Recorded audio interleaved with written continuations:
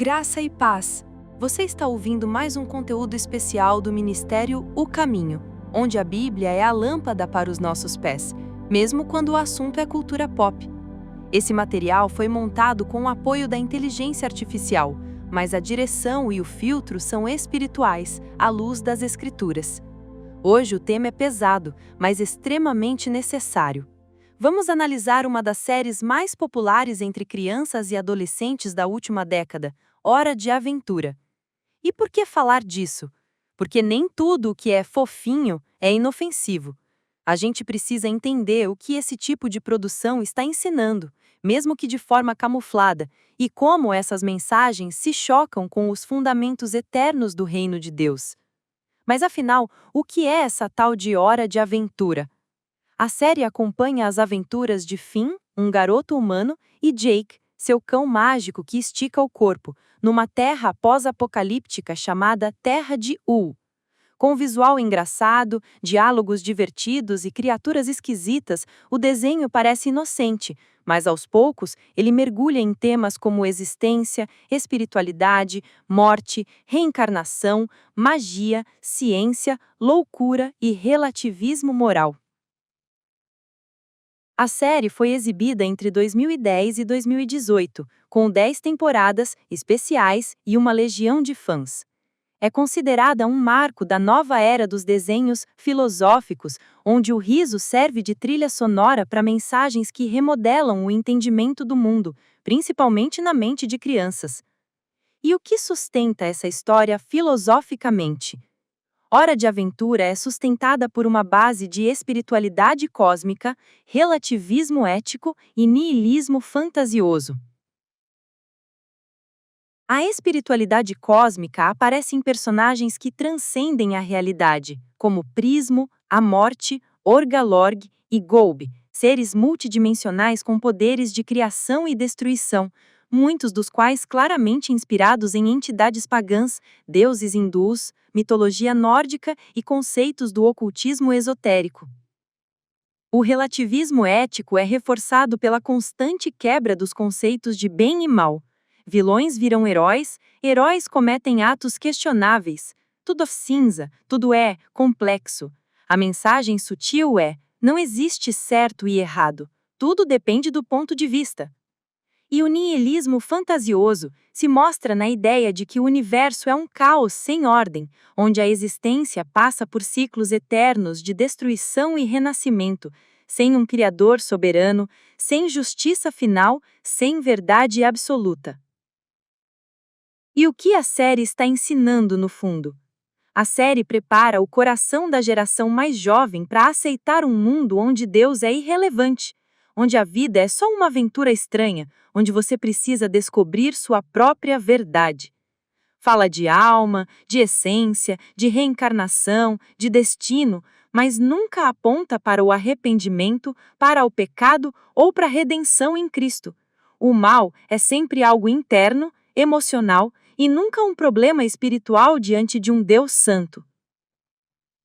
Além disso, Hora de Aventura apresenta inúmeros elementos de feitiçaria, invocação, encantamento, dimensões alternativas, magia como ferramenta positiva e até influências de budismo, New Age e ocultismo medieval. E o que a Bíblia diz diante de tudo isso? A palavra de Deus é clara, não há neutralidade espiritual. Ou estamos na luz, ou nas trevas. Mateus capítulo 12, versículo 30.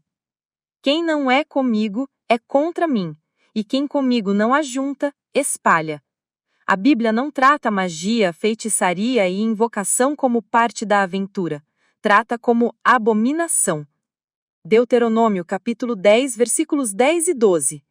Entre ti não se achará nenhum encantador, nem quem consulte espíritos, nem mágico, nem quem consulte os mortos, pois todo aquele que faz tal coisa é abominação ao Senhor. Não existe meio termo. O que hoje é apresentado com traços coloridos e trilha sonora divertida, amanhã pode ser a base do ceticismo, do misticismo e da apostasia espiritual. E espiritualmente falando, de que lado essa série está? Hora de Aventura está do lado da confusão espiritual, do entretenimento que sussurra que tudo é relativo, que o universo é misterioso demais para ser entendido, que você precisa sentir, descobrir, experimentar e não crer, obedecer e confiar em Deus. É a velha tática do inimigo: ensinar às crianças desde cedo que o mundo espiritual é brincadeira ou que elas podem controlá-lo. É o espírito de Gênesis, capítulo 3, versículo 5. Porque Deus sabe que no dia em que dele comerdes, sereis como Deus, conhecendo o bem e o mal. A série estimula os jovens a acreditarem que podem ser seus próprios deuses, seus próprios juízes, seus próprios salvadores. E como isso tudo se conecta com o embate final que a Bíblia revela? Apocalipse capítulo 20, versículos 7 a 9. E acabando-se os 1000 anos, Satanás será solto da sua prisão, e sairá a enganar as nações para as ajuntar em batalha. E subiram sobre a largura da terra, e cercaram o arraial dos santos, e a cidade amada, mas desceu fogo do céu, e os consumiu. Satanás vai liderar uma última guerra contra Deus. Mas para isso, ele precisa de uma geração completamente alienada da verdade. Uma geração que cresceu crendo em espíritos, monstros mágicos, deuses cósmicos, reencarnação, dimensões paralelas, mas nunca ouviu falar do Cordeiro que tira o pecado do mundo. Hora de Aventura pode parecer só um desenho, mas ele treina a mente e o coração para aceitar um universo espiritual sem Deus. E agora reflita comigo. As crianças ao seu redor estão sendo ensinadas no caminho da vida ou estão sendo distraídas com histórias que plantam confusão espiritual? Você tem sido vigilante com o que entra na mente e no coração da sua casa?